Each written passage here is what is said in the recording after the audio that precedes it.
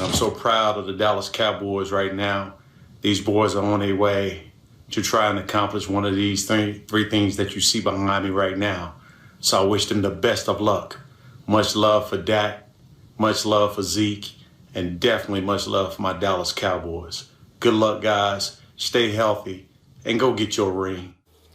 See those Lombardis? That was Cowboys Hall of Famer and three-time Super Bowl champion Emmitt Smith telling Dak Prescott and Ezekiel Elliott, go get yourselves a ring. Stephen A., should Emmitt's comments mean anything to Cowboys Nation? Well, I suppose it should. I mean, my Lord, I didn't know Moses had shown up. Did you see him? I mean, Moses has shown up. Behold his mighty hand. And he parted the Red Sea. And now, all of a sudden, the Dallas Cowboys have been anointed, prophesized to be ultimately Super Bowl champions. Definitely, you got to take Emmitt Smith seriously. Despite my disgust with the Dallas Cowboys fan base, the most disgusting fan base in American history, the most nauseating, obnoxious fan base in American history, who no one should root for. The only thing you should root for when it comes to them is their absolute misery. I'm talking about the fans. We have to give love and respect to the great Emmitt Smith, the leading rusher in NFL history, who I love dearly. The bottom line is this. Emmitt Smith knows what he's talking about.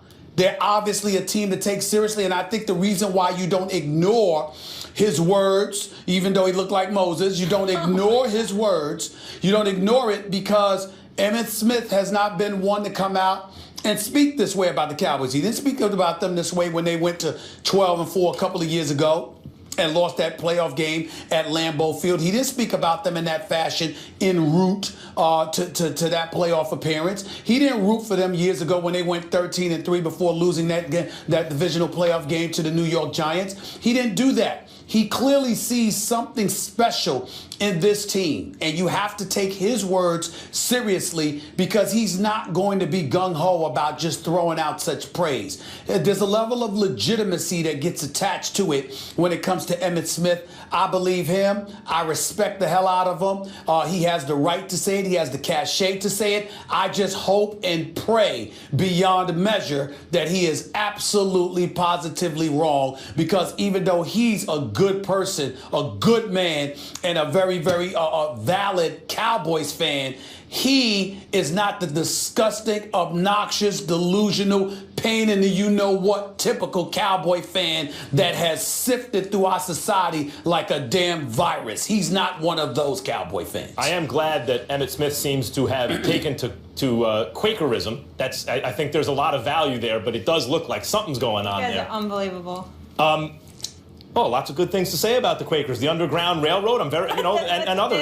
I'm very happy about that. When we want a history lesson, we'll let you know, Quakers. Only you would bring up the damn Quakers. That's what it looked like. Go ahead, man. Unbelievable. I'm very glad that Emmitt Pilgrims are next. I'm very glad that Emmitt Smith thinks that the Cowboys can win a Super Bowl. What's next? Does Cal Ripken think that the Baltimore Orioles can compete?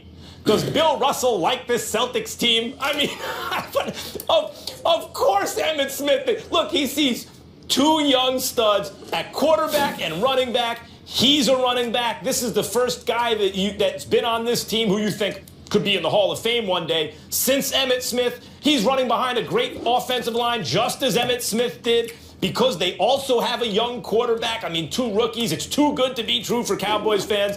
Emmitt Smith is excited and thinks they can win a championship. What am I supposed to take from this exactly, Stephen A? That because he hasn't, we can't remember a quote where he said this in recent years, that this is somehow different? Well, yeah, of course it's different. We just talked about it. The Cowboys are the best team in the NFC, almost wire to wire so far this season. The only losses, two of them to the Giants. Otherwise, they've beaten everybody, and they're really good. Yeah, Emmitt Smith thinks they're good. What's the story here again? Well, the story here again is that there's a level of credibility that comes attached to it, and more importantly than that, he's not one to say that. If he was the typical guy always ballyhooing about the Cowboys, and there had been times where they gave you indications that they could make a run and you heard his voice, that would be different. What stands out to me in this particular situation is that he seems to be emboldened by what he is seeing. And he's somebody that hasn't been, gung-ho about doing so. Remember, Max, that his initial natural departure from the Cowboys wasn't ceremonious. He wasn't treated with the deference and respect that he deserves. And I'm glad you brought this up because this is very, very important. I remember years ago, the Dallas Cowboys had won a championship. They won their first Super Bowl with Jimmy Johnson.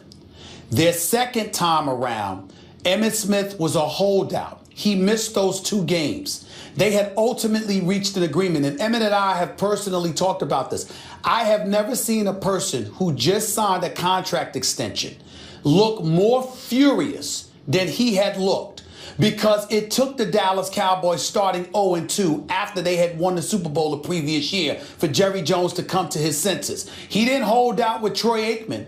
He didn't hold out with other dudes, but he held out with Emmitt Smith, and Emmitt Smith was highly offended by that. When Emmitt Smith ultimately departed later on in his career and he went to Arizona, he didn't feel he was treated right. So there's always been, there's respect, but the level of love and adulation that you're seeing from Jerry Jones as it pertains to Tony Romo, that wasn't there for Emmitt Smith. Emmitt Smith is a prideful man. So he's somebody that remembers that, recalls it, holds on to it, and is very, very reluctant to give undue praise to the Cowboys. But he's willing to do it here, which tells you how legitimate he thinks they are. That's why you should respect it.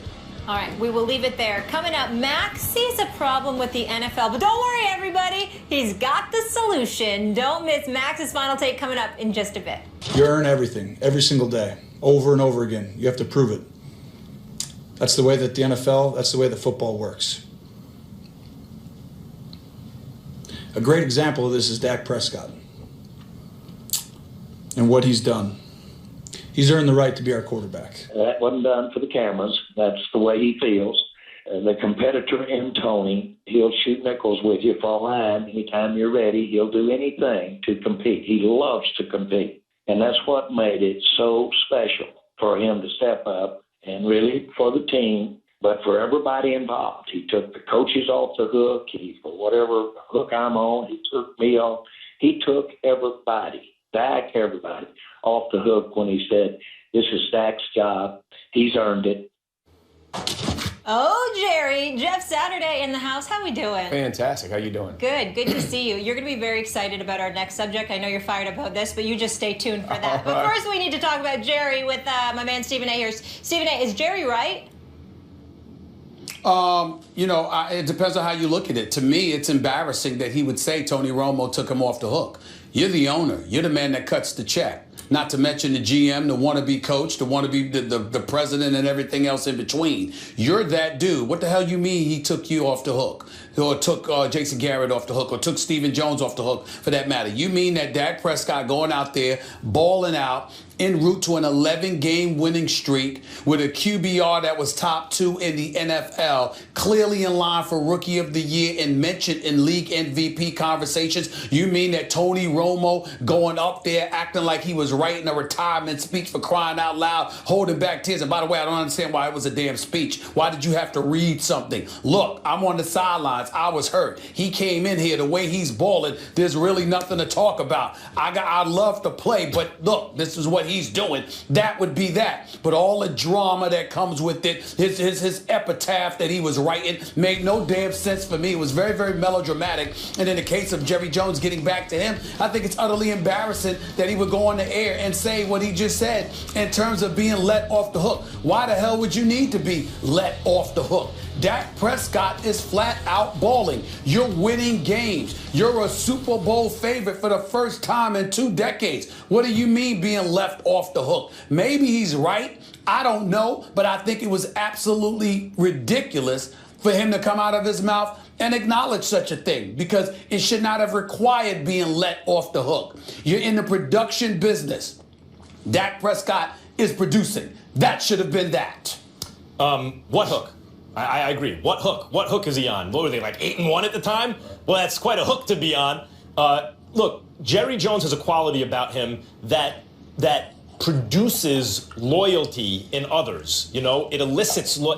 That's how they respond, because he's obviously a loyal guy and feels the loyalty to Tony Romo. And so there are lots of good things you can say about Jerry Jones as an owner and the way he relates to his players. However, Jerry Jones also may have a narcissistic personality disorder. It always has to be all about him in every way. And in that sense, when the Cowboys succeed, they've succeeded either at times in spite of him or because he's relinquished some control to Stephen Jones, who's made a lot of good decisions on personnel, right? Like they didn't draft Johnny Manziel. They went after the offensive lineman and all that. And I think Romo, if it's true as Stephen A., you say that he sees Romo as like his adopted son, then the reason he feels like on the hook is because he sees Romo as like an extension of himself. You know, it has to be about him. And so by Romo having the press conference, which I imagine Jerry Jones or someone probably picked up the phone and said, Tony, we need you to do this. And Tony, I'm sure, would reciprocate that loyalty because of how loyal Jerry Jones has been. He feels off the hook. He feels like his own ego is let off the hook when there was no hook in the first place. You were winning.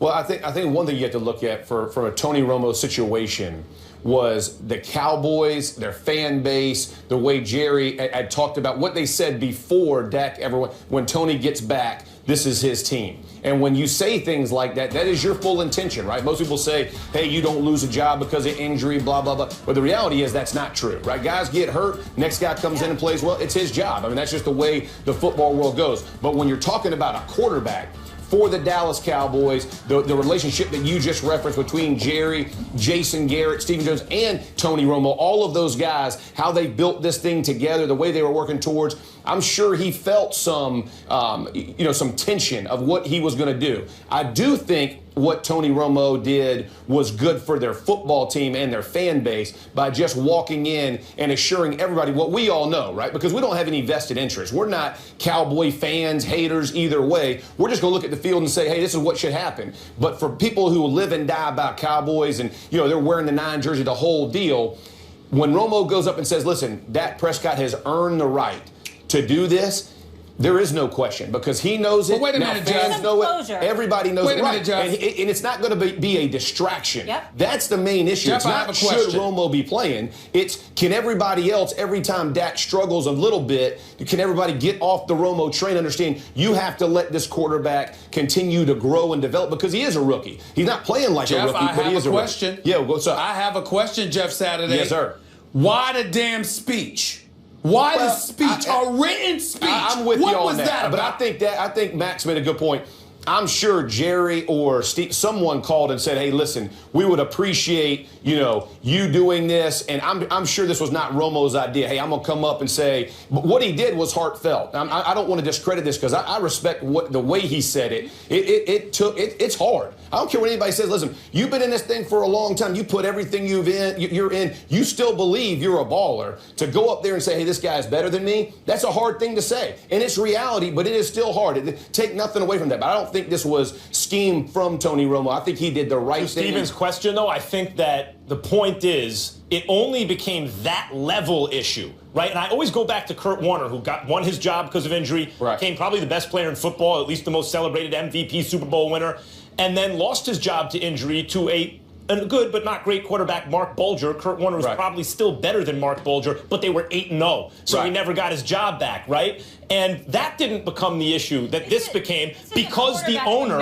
Exactly. Well, but it's not just Dallas. It's because, to Stephen's point, the owner kept pumping up Romo. You feel like if you took Jerry Jones out of it, it wouldn't have been the same kind of controversy. I agree with that, but to your point earlier, Jerry can't help himself. I mean, from the narcissistic point of view, he wants to be in the news. He wants to keep the Cowboys in the news, right? I mean, he understands business. This guy knows what he's doing. He wants to keep it on the forefront of everybody's mind. So if he can cause issue without being a distraction for his team, it's a win-win. And Romo's doing what he's asked, and I feel like he wrote it out so he could articulate himself the way he wanted to in case he got emotional, which he did a little bit. Unbelievable. Y'all are all unbelievable. I mean, why don't y'all just put on the Cowboy pom-poms? You got apologies everywhere. Oh, this is what they were thinking. And that's what they were thinking. Is everything's fine. All his explanation.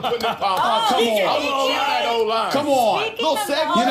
I mean, damn. Jeff sounded like he wanted to write Tony Romo's apology for him. I mean, damn. Jeff just gave me a nice segue. Can we keep it here, please?